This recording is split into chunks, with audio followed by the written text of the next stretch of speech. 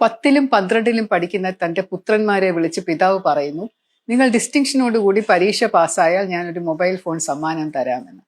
രണ്ടുപേരും ഡിസ്റ്റിങ്ഷനോടുകൂടി പരീക്ഷ പാസ്സാവുന്നു. ഒരു ഫോൺ മാത്രം വാങ്ങാൻ പ്രാപ്തിയുള്ള പിതാവ് അവരെ വിളിച്ച് ചോദിക്കുന്നു, നിങ്ങൾ തന്നെ പറ ഞാൻ ഇത് ആർക്ക് കൊടുക്കണം എന്ന്. ഉചിതമായ തീരുമാനം അച്ഛൻ എടുക്കൂ എന്ന് പറഞ്ഞ് രണ്ടുപേരും അച്ഛന് വിടുന്നു. ഏറ്റവും കൂടുതൽ നന്നായി ഇത് ഉപയോഗിക്കുക മൂത്ത പുത്രനായിരിക്കും. അവന് കുറച്ചും കൂടെ ഒരു പക്വതയുണ്ട് ഇത് ഉപയോഗിക്കാൻ എന്ന് മനസ്സിലാക്കി അത് മൂത്ത പുത്രന് കൊടുക്കുന്നു. ഇളയ പുത്രൻ അത് അംഗീകരിക്കുന്നു. എല്ലാവരും ഹാപ്പി ആയില്ലേ?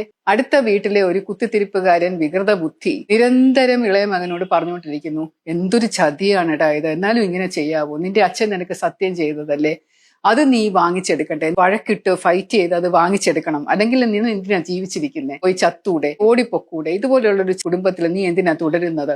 അവനോട് മാത്രമല്ല നാട്ടിലുള്ള സകലരോടും ഇത് പറഞ്ഞു നടക്കുന്നു. ഇതുപോലെയാണ് ഇപ്പോഴത്തെ ചില മാപ്രകൾ ചെയ്യുന്നത്.